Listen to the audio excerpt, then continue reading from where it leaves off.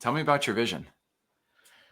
Well, at present, my vision is I'm pretty happy with it. I'm pretty happy doing what I'm doing, but I am in the midst of kind of a second career. Yeah.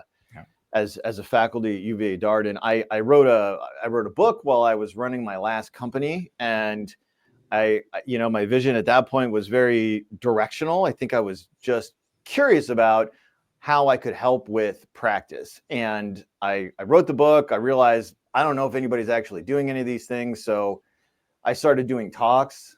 And then I realized I still didn't know if it was really helping anybody or not.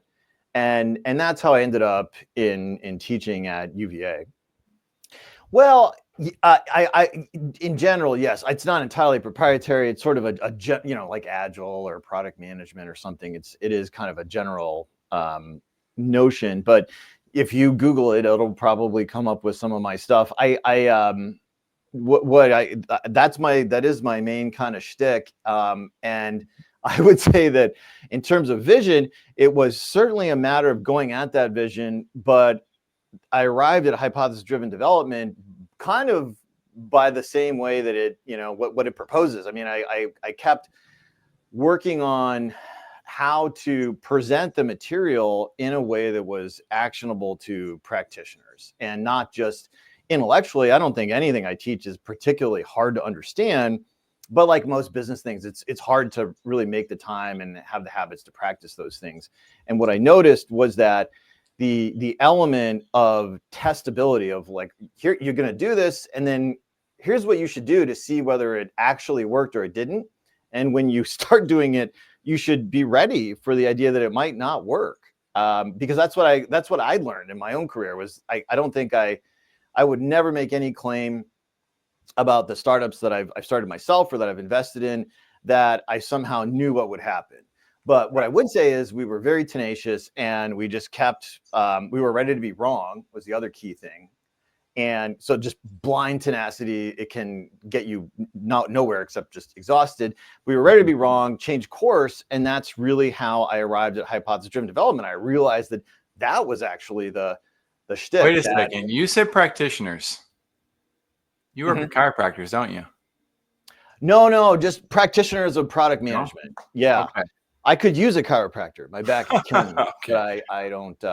These are mostly people that are working on digital products in some capacity, founders, or in the work world, the white collar work world today, just about everybody. Okay. So they're generally doing people who are practicing the art of something. Yeah. Okay. Yeah, and I was like, hey, personify your. You don't have a past working with practitioners like chiropractors, do you? Nope. I hurt myself surfing once, and I went to a practitioner, and he fixed me up pretty well, I have to say. My dad is even older than I am, and I'm pretty ancient, and he's an MD. He's pretty suspicious about chiropractors, but I regard them. Is you look a little bit like an Alex that I met several years ago, working with a company called Blueprint to Practice Automation. And so now I'm realizing, like, okay, well, maybe I do have two different Alexes here, but you also have similar mannerisms with how you present. That's a good thing. So I'll bring you back on point with this. So app-based, you mentioned in your form too, that you're working on some systems to help app-based entrepreneurs or business owners with, driving their results forward. Tell me about that. What does that look like? Well, Jackson, most of the time it looks like a disaster, and you've got to be ready for that. Yes.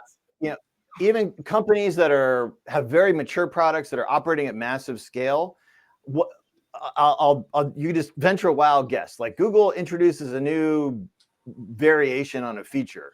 Guess what percentage of the time they're successful relative to the prevailing alternative, what they have today? Ooh. I would say 4%.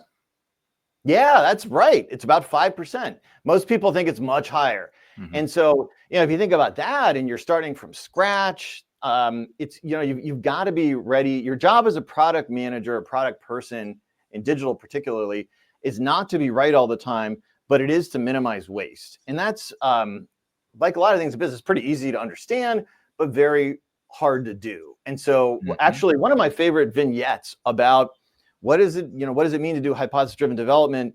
Is this idea of a job board for pets by my friend and sometimes collaborator, Laura What's a Klein. vignette? Vignette, just like a little story, an example, basically. Okay. And the idea is, I come to you and I say, Jackson, I have an idea. There's lots of job boards for people to get a job, but what about a job board for pets? And okay, so this idea is bananas. Nobody's probably really going to want this. And so a good question to ask relative to a practice like hypothesis-driven development is, how do we give this idea a fair shake, but eliminate it with a minimum of waste? And the most expensive way to test it is actually to build out the job board and, treat it like we traditionally treat things in business, make a plan, create the thing. Right. That's the most wasteful way you could possibly test it. The least wasteful way would just be to go interview some pet owners and ask them non-leading questions like, what are the top 5 things that are hard or annoying about having a pet? You're never going to hear, I wish it was more fully employed. I wish it could earn its keep. And you can eliminate the idea very reasonably on that basis. And then the next most wasteful way, least sort of in the middle, but less wasteful than building the whole thing out, but somewhat more wasteful than just going out and making sure you understand who the possible buyer is. I want to say real quick, these are huge points. Like these are so important for you visionaries out there. There's a huge difference between having a vision and having a pipe dream. And most people have a pipe dream because they don't understand this type of infrastructure, I'll call it. So it's people like Alex who are able to help you then figure out what you need to know in order to bring said vision to life. So that's a key factor here is visionaries. It's one thing to envision it. It's another then to strive to bring it to life. It's important to find people who have this type of understanding. One of the things that I love that you said was asking non-leading questions. For those of you experts out there who are about to log off and say, oh, this is about the basics, the things that only beginners don't know. No, all of you experts are screwing this up too. Most people do not know the difference between a leading question and a non-leading question. Let's break that down, Alex. What is a non-leading question, and how do we help visionaries and entrepreneurs learn to ask them without thinking that they're, hey, Alex, do you work with chiropractors? Right. There's a leading question for you. Right. So how do you teach people to ask non-leading questions? Well, mostly by practice, but I think you've got to know who you're talking to. And then you've got to kind of fall in love with the thing that your vision is going to do for your buyer, user, whoever you're having a relationship with, rather than I want them to buy into my pipe dream, my particular take on this.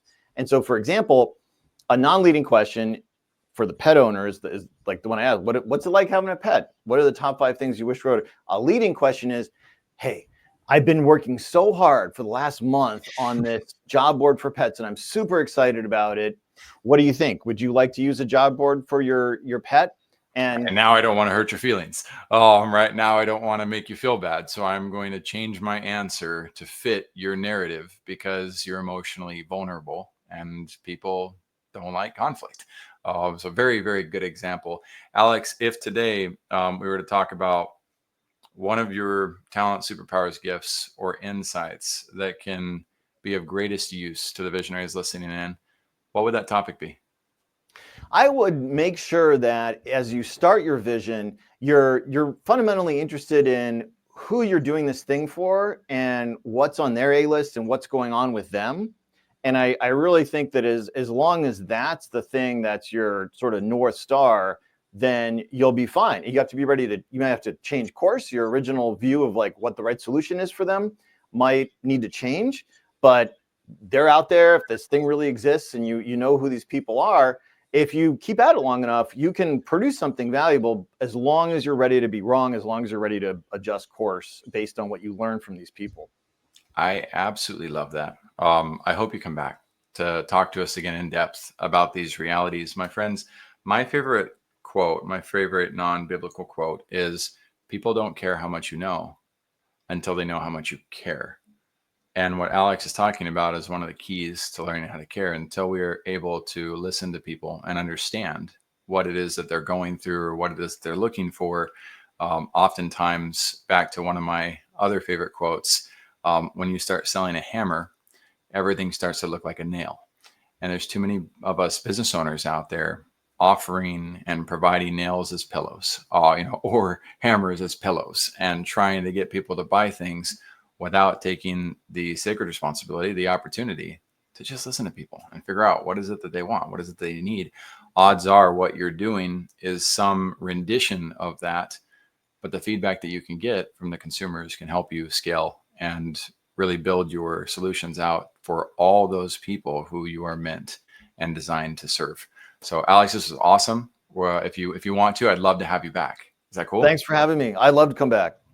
Oh, great. Awesome. And we'll see you guys all on the next episode of Vision Pros Live. Take care. Thank you for being here today. I'm really happy that you tuned in to Vision Pros Live. I'm looking forward to seeing your reactions as these episodes continue to move forward. This is going to get more and more fun. We'll have more and more engagement as well. We'll invite people to participate in the show. And thank you for giving us your time and attention. Have an excellent time building out your vision and becoming a vision pro yourself.